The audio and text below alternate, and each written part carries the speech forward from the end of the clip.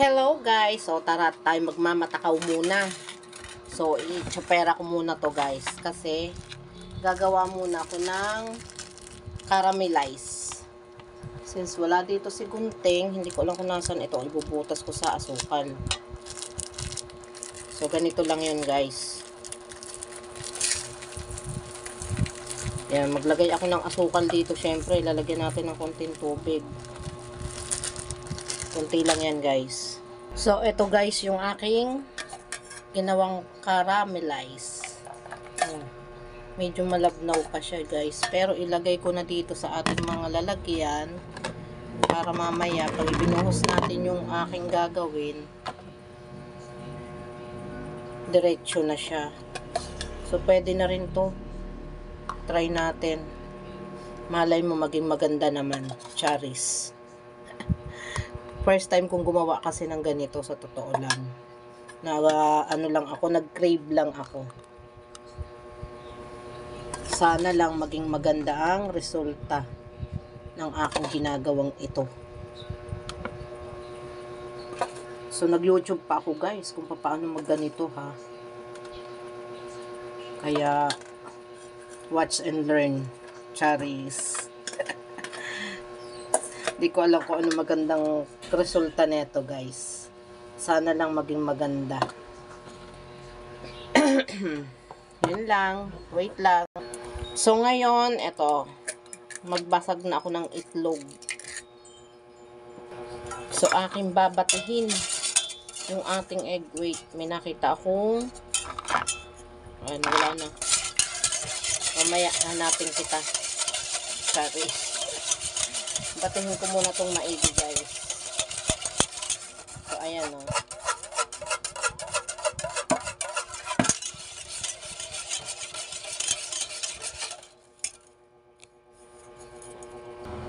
So maglagay ako ng konting asin guys. So ayan. Tapos batihin ulit. Pati lalagyan, umiikot na. Ilagay si ibap. Try na natin haluin. Sige lang, ikot ka rin. Aking lalagyan.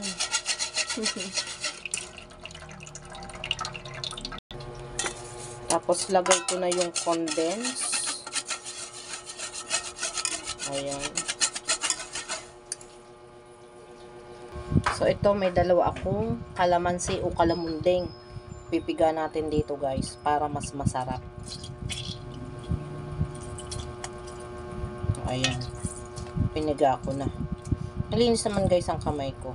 Kaya mag-alala. Charis. Kasi ang kalamansi daw po nakakatanggal din ang lansa. Dahil may itlog nga po ito. So, tatanggalin natin ang lansa. So, ngayon, isa-side to side muna natin to. Kasi ito, sasalain ko pa. Para maalis yung mga buo-buo pa. So, ayun lang muna guys. So, ngayon guys, akin lang sasalain ito.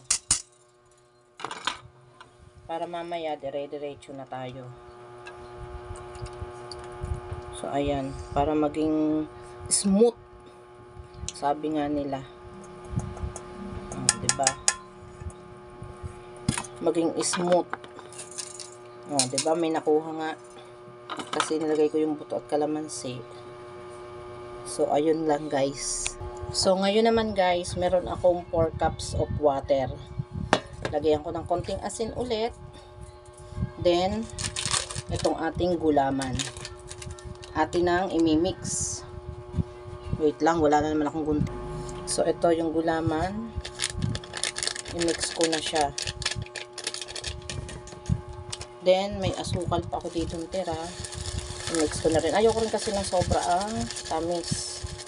Kaya siguro okay na yan. So, haluin natin siya.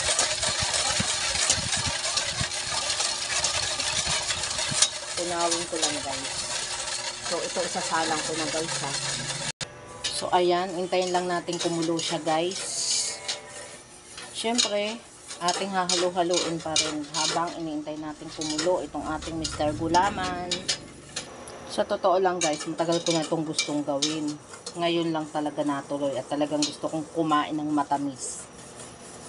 So ayan, kumukulo-kulo na siya guys. Ngayon, hihinaan ko ang apoy kasi imimix ko na yung ating tinimplang gatas, itlog. Ayan. Atin lang hihinaan ng apoy para hindi siya masunog. So, ayan. Dahil kumukulo na nga, to be continue ng ating paghahalo, ilalagay na natin dahan-dahan itong ating mixture na ito. Ayan, ganyan lang daw. Dahan-dahan.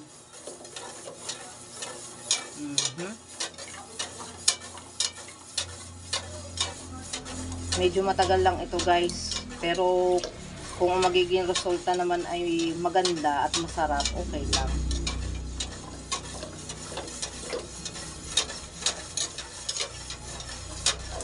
Uy, pinatitikim na agad ako guys, cherries.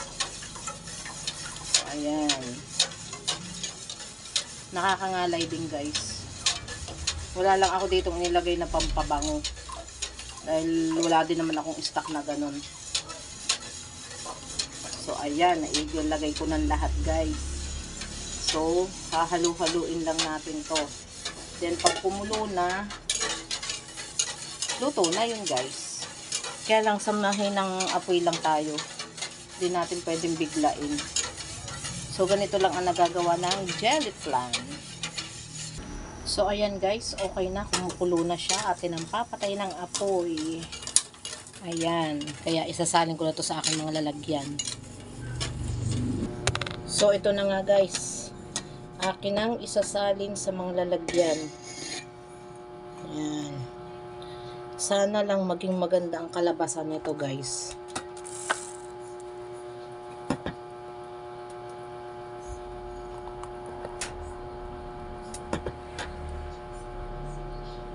Nabubuo na siya. Agad-agad.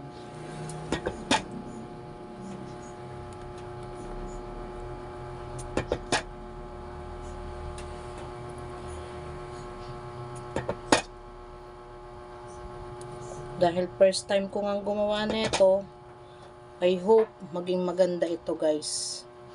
Maging masarap ang aking ginawang ito. So ayan na guys yung aking nagawa. Medyo malabo no. Ayan. Nakatatlo akong maliliit, dalawang malaki. Pero maninipis lang yan guys. So ayun lang guys. Bye bye.